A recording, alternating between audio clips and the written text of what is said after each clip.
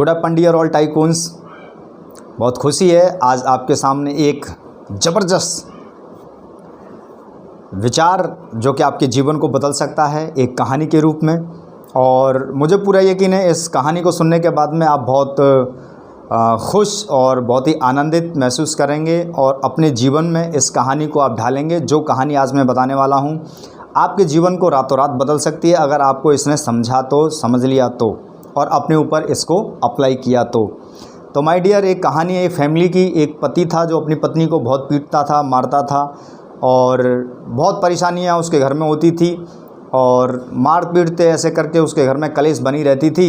और आप जानते हैं कि जब ऐसा रोज़ाना मारपीट करे, नशा करके आए, शराब पिए और फिर मारपीट करे अपने बच्चों के साथ में, तो इस परिवार की क्या स्थिति रहती है आप सब जानते हैं। तो ऐसे ही डेली चलता था उनके घर में, ऐसे रोज़ मारपीट होती थी, बहुत परेशानियाँ होती थी। तो एक महिला उससे मिली और अपने उससे पति जो मारपीट करता था उसकी पत्नी से बोली कि तुमको एक गुरुजी हैं, एक बाबा हैं, उनके पास जाना चाहिए और वो एक ऐसी दवा देते हैं जो आपका पति ठीक हो जाएगा, बहुत अच्छा है। तो वो गई गुरुजी के पास में, गुरुजी से मिली, बोले हे प्रभु, हे गुरुजी, मेरा पति है जो बहुत ही ज़्यादा मारपीट करता है और हम बहुत दुखी और परेशान हैं और आप कुछ कीजिए जिससे कि हमारा घर परिवार सुख संपत्ति से भर जाए और आनंदमय ज़िंदगी को हम जिएं। आज बहुत कलेश होती है, बहुत तकलीफ़ है और आप जानते हैं कि दोस्तों कि हर घर में परेशानियां किसी न किसी रूप में मौजूद रहती हैं। तो ऐसे ही वो भी परेशान थी, तो बहुत परेशान होने के कारण जो है उस बाबा के पास में गई। तो गुरुजी ने कहा कि आप एक काम कीजिएगा, 10-15 दिन के बाद आइएगा, फिर मैं आपको बताता हूँ। तो उसने सारी समस्याओं को सुना गुरुजी ने और 10-15 दिन के बाद में बोला कि आप आइए दोबारा से। तो 10-15 दिन के बाद में फिर से वो महिला गुरुजी से मिलने गई और गुरुजी ने कहा कि आप ये लीजिए ताबीज़, और इस ताबीज़ को जब भी आपका पति शराब पिए, मारे पीटे आपको, तो ये आपको अपने मुंह में दांत के नीचे दबा लेना है और दांत के नीचे दबाते ही ये इसका ताबीज़ का काम शुरू हो जाएगा। ये ध्यान रहे दांत के नीचे से निकल ना जाए। जब भी आपका पति आपको पीटने आए, मारपीट करे, तो ये विशेष ध्यान रखना है। अगर आपने दांतों के नीचे से निकाल दिया ये ताबीज़ तो ये फिर काम नहीं करेगा, इतना ध्यान रखना है आपको। और विशेष ध्यान रखना है दांतों के नीचे से निकल नहीं जाना चाहिए ये। अगर निकल गया तो फिर आपको पता है फिर मेरी दवा काम नहीं करेगी, मेरी दुआएं काम नहीं करेंगी। तो गुरुजी से बोला कि गुरुजी मैं ठीक है, मैं इसका पालन करूंगी और आपने मुझे ताबीज़ दिया, बहुत बहुत धन्यवाद, शुक्रिया, और मैं अपने जीवन में इसको ढालूंगी। वो महिला ताबीज़ लेकर के गई और फिर शाम को उसका पति आया, उसने वही गालियां देना, मारना, पीटना शुरू किया। उसने झट से ताबीज़ निकाला गुरुजी का दिया हुआ, उसने अपने दांतों के नीचे लगाया, दांतों के नीचे दबा करके, और वो पिटती रही और वो उसको पीटता रहा। कुछ ना बोला, कुछ ना बोली, वो कुछ ना कहा, बस दांतों के नीचे से उसने ताबीज़ नहीं निकाला। और एक दिन हुआ, 2 दिन हुआ, ऐसे 3-4 दिन बीत गए। तो पति के मन में एक विचार आया, उस महिला का जो पति था, कि यार जो अब मेरी पत्नी है अब मेरे से कुछ कहती नहीं है, मैं पीटता रहता हूँ इसको, मुझे लगता है मेरी पत्नी सुधर गई है, कुछ कहती नहीं है, मैं इतना पीटता हूँ, इतनी गालियाँ देता हूँ। तो उसने जो धीरे धीरे धीरे शराब पीना बंद कर दिया, पीटना कम कर दिया और एक दिन वो बिल्कुल ही शराब पीना छोड़ दिया और उसने पीटना बंद कर दिया और मस्त रहने लगा, बहुत पैसे कमाने लगा, अच्छी तरह से जीने लगा। तो महिला सोचने लगी अब मेरा पति सुधर गया है, ताबीज़ का काम हो गया है। और ताबीज़ को लेकर के वो अपने गुरुजी के पास फिर वापस गई और गुरुजी से बोली, गुरुजी बहुत बहुत धन्यवाद, आज मेरा पति जो है शराब पीता नहीं है और आपके इस ताबीज़ की वजह से आज मेरे पति ने ये सब कुछ छोड़ दिया है और आपका ताबीज़ वास्तव में बहुत कमाल का है, बहुत ही अद्भुत चमत्कारी है और मेरा जीवन पूरी तरह से बदल गया, आज हम बहुत खुश हैं। तो पता है गुरुजी ने क्या बोला? गुरुजी ने कहा, देख भाग्यवान, ये मेरे ताबीज़ का कमाल नहीं है, ये सब तेरी ही मेहनत है, तेरा ही किया हुआ है। क्योंकि जब ताबीज़ तू लगाती थी, ताबीज़ को तूने इस्तेमाल किया और ताबीज़ की वजह से ये सब कुछ हुआ है, तो ये ताबीज़ की वजह से नहीं हुआ है।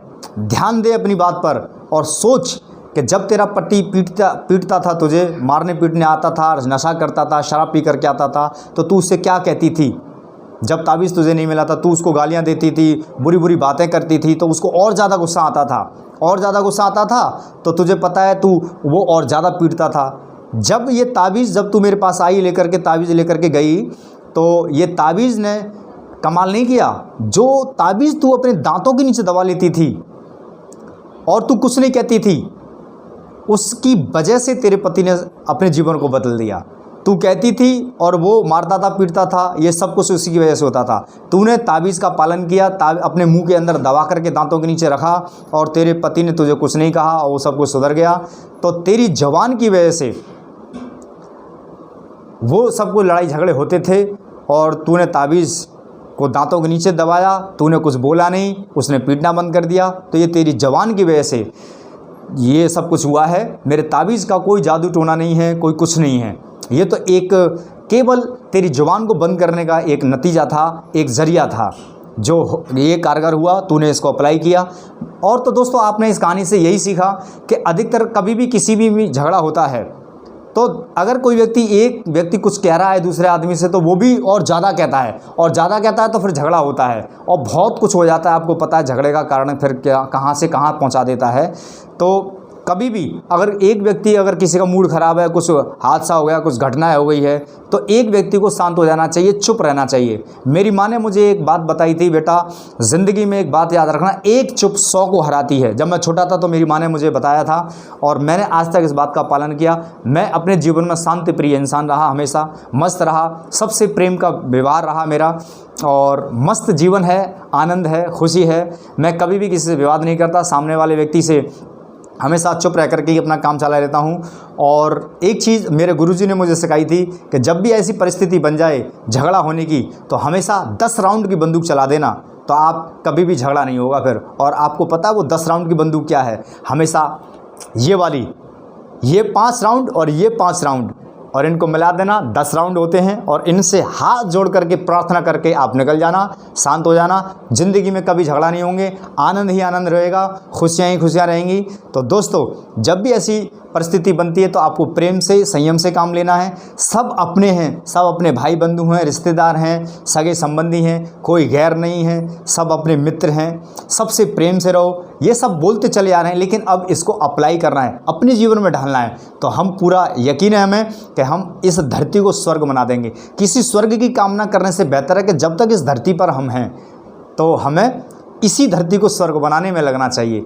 जब मरने के बाद किसी स्वर्ग में जाएंगे तो वो जाएंगे, फिर क्या पता, लेकिन इस धरती को तो स्वर्ग बनाना है, अपने परिवार को तो स्वर्ग बनाना है। जीवन को प्रेममयी तरीके से जिएं, प्रेम ही प्रेम हमारे जीवन में हो, मस्त जीवन हो। और बहुत अच्छा लगा आपको इस बात को कहते हुए। मुझे स्पेशली इस जीवन में इस कहानी से बहुत कुछ सीखने को मुझे मिला है और मैं धन्यवाद देता हूँ अपनी माँ को, जो मेरी माँ ने इस कहानी को मुझे बताया और मैंने अप्लाई किया। मस्त है, सब कुछ है। आप भी इस कहानी को अप्लाई करें, जानें, समझें और अपने जीवन को बेहतर खुश नसीबी की तरफ लेकर जाएं। मस्त रहें, आनंद रहें, मिल कर के रहें, हम सब एक हैं और प्रेम से रहें। बहुत बहुत धन्यवाद, बहुत बहुत शुक्रिया। आज आपने इस कहानी को जान लिया है और बस अब अपने जीवन में अप्लाई करना है। तो बहुत बहुत शुक्रिया, बहुत बहुत धन्यवाद।